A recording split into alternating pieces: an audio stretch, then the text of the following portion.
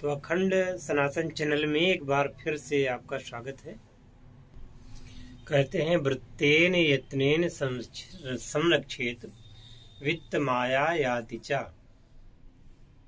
अर्थात व्रत को यानी कि जो वृत्ति है आपकी, यानी आपका धर्म है, आपका चरित्र है, उसकी रक्षा करना चाहिए। वित्त माया यानी धन तो आता जाता रहता है, और जिसका वृत्ति ही प्रवृत्ति ही खराब हो गई तो वृत्त तस्तु हतो हता, तो फिर सब कुछ सर्वनाश हो जाता है। तो भारत का धर्म है आर्य धर्म, सनातन धर्म। सच तो ये है कि सनातन धर्म लोकतांत्रिक धर्म है।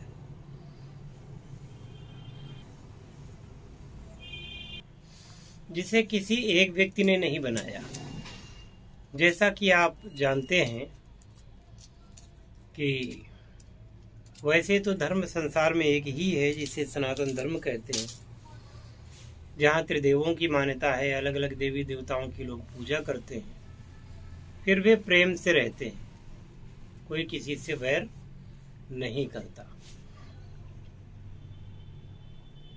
लेकिन कतिपय अन्य धर्मों में आप देखते हैं कि उनके जो धर्म है उनको संप्रदाय कहना उचित रहेगा, क्योंकि उनको किसी एक व्यक्ति विशेष ने चलाया और वहां पर स्वतंत्रता नहीं है। मसलन कि आप जिसको मानते हैं उसको ही मानते रहिए, उसके अलावा अगर किसी को माना तो आपकी हत्या कर दी जाएगी।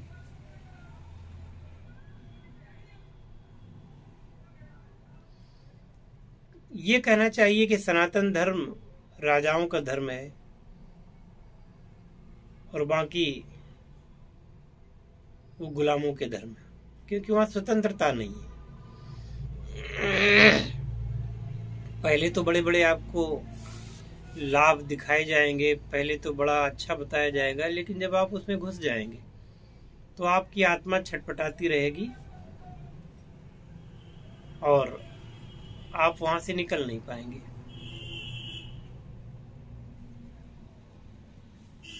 सनातन धर्म में जो देवता आपको अच्छा लगता हो, आपको विष्णु जी अच्छे लगते हैं, अच्छी बात है। आपको लक्ष्मी जी अच्छी लगती हैं, माता लक्ष्मी की पूजा करिए। आपको माता पार्वती जी अच्छी लगती हैं, माँ दुर्गा अच्छी लगती हैं, माँ सरस्वती अच्छी लगती हैं, किसी की भी सब पूजा करिए आप। 9 देवियां अच्छी लगती हैं, 10 महाविद्याएं अच्छी लगती हैं, करिए। गणेश जी अच्छे लगते हैं, करिए। कोई सूर्य की पूजा कर रहा है तो कोई चंद्रमा की पूजा कर रहा है, कोई भगवान शिव की पूजा कर रहा है, कोई उनके अवतारों की रुद्रों की पूजा कर रहा है, कोई भैरवों की पूजा कर रहा है, कोई विष्णु के अलग अलग 10 अवतारों की पूजा कर रहा है, कोई ब्रह्मा जी की पूजा कर रहा है, कोई इंद्र की कर रहा है, कोई अग्नि की कर रहा है, कोई वरुण की कर रहा है। मतलब आपके यहाँ ऑप्शन है, आप किसी की भी पूजा करते रहें तो आपका कुछ नहीं बिगड़ने वाला, बल्कि लाभ ही होने वाला है, क्योंकि उनमें अनेकता में एकता है। और सैकड़ों ऋषियों ने अलग अलग मंत्रों के द्वारा, अलग अलग मंत्रों के दृष्टा बने इस धर्म का प्रादुर्भाव किया। लेकिन आज से 5000 साल के भीतर के जो लोग पैदा हुए वो सर्वे सर्वा अपने एक धर्म के, उनका एक धर्म और उनके मानने वाले सभी उनके गुलाम। आप बुद्ध को ले लीजिए, तो बुद्ध बौद्ध धर्म में सबसे पहले वही प्रतिज्ञा कि वो कभी प्रतिज्ञा करनी पड़ती है कि ब्रह्मा विष्णु महेश को नहीं मानेंगे, तीनों देवियों को नहीं मानेंगे, उनके अवतारों को नहीं मानेंगे, ना उनकी पूजा करेंगे। यानी कि फिर क्या है, फिर तो आपको ये गलत बात सिखाई जा रही है।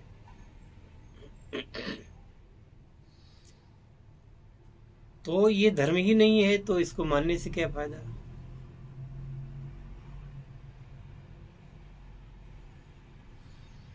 अब ले लेते हैं मुस्लिम को, वहां पर एक ही है जो कुछ है, उसके अलावा कोई पूज्य नहीं है। उसकी निंदा करना मृत्युदंड के समान। अभी अभी पाकिस्तान में एक श्रीलंका के थे इंजीनियर साहब, जिंदा जला दिए गए। किसी पोस्टर को फाड़ दिया था, उस पोस्टर में हालांकि कुरान का या अल्लाह का किसी का नाम भी नहीं था, उनको जीवित जला दिया गया।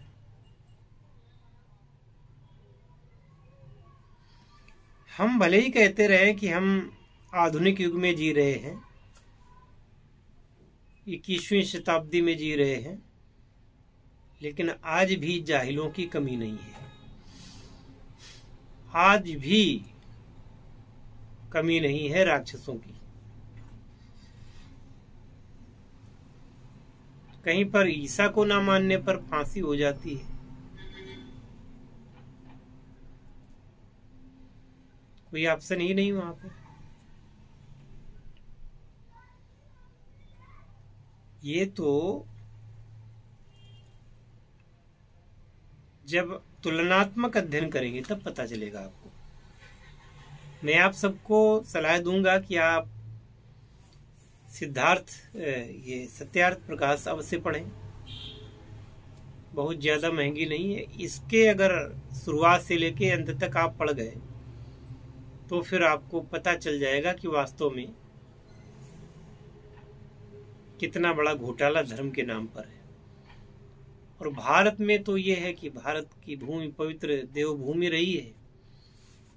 जितने भी देवता हुए सब भारत भूमि में हुए। एक समय ये सोने की चिड़िया कहा जाता था, सोने की चिड़िया आज भी है। प्राकृतिक संपदा भारत में बहुत है और इसीलिए इसी संपदा पर कब्जा करने के लिए विदेश के लोग लायक रहे। मुसलमानों ने जब इस देश पर आक्रमण किया तो बिहार में नालंदा विश्वविद्यालय में आग लगा दी, वहां के सभी आचार्यों को मार डाला गया।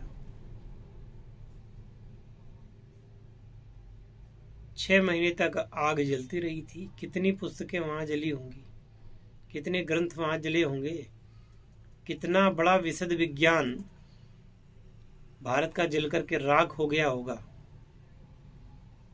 वरना जो आज 21वीं शताब्दी में हम कहते हैं, आज की हमारी टेक्नोलॉजी और भी उन्नत होती, शायद वो टेक्नोलॉजी उन्नत होती आज की जो 4050 की होती, वो आज हो जाती। मतलब आज से हम लगभग 2-2.5 हजार साल आगे की टेक्नोलॉजी को आज पा गए होते। इस बात को कौन सुनेगा, कौन समझेगा। और विदेशी लोग विदेशी सभ्यता से प्रेरित लोग, विदेशों से फंडिंग प्राप्त करके जो अपना एजेंडा चला रहे हैं, वो लोग हमारी बात क्यों सुनेंगे।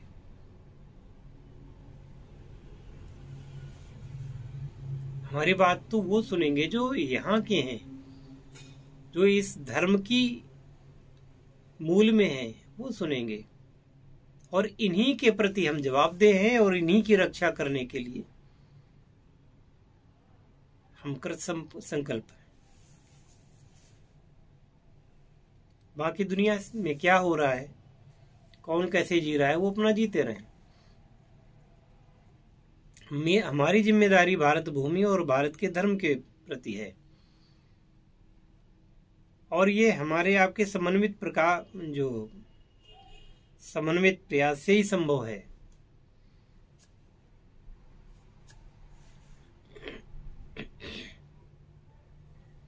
आज राम मंदिर बनने का श्रेय किसको जाता है? आप कहेंगे मोदी जी को जाता है, मैं कहूँगा नहीं। आप कहेंगे योगी जी को जाता है, मैं कहूँगा बिल्कुल नहीं। फिर इसका श्रेय जाता किसको है? इसका श्रेय आपको जाता है, क्योंकि आपने उनको चुना, आपने उन पर विश्वास किया। उन्होंने तो एक रूपरेखा दी कि अगर हम आएंगे तो हम ये करेंगे। आपने उन पर विश्वास व्यक्त किया, तो आज वो ये सब कुछ करने में सक्षम हुए। आपको जागना है और ये ध्यान रहना है कि आप अपने हितों के प्रति जागरूक रहें हमेशा।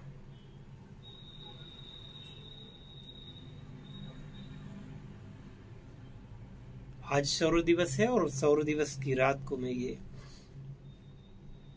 वीडियो बना रहा हूं। अभी एक वीडियो हमने अपलोड किया है थोड़ी देर पहले, ये भी अपलोड हो जाएगा। अब आशा बंधने लगी है कि भगवान शिव का जो विश्वनाथ मंदिर है काशी में, अब वो अपनी पूर्णता को प्राप्त करेगा।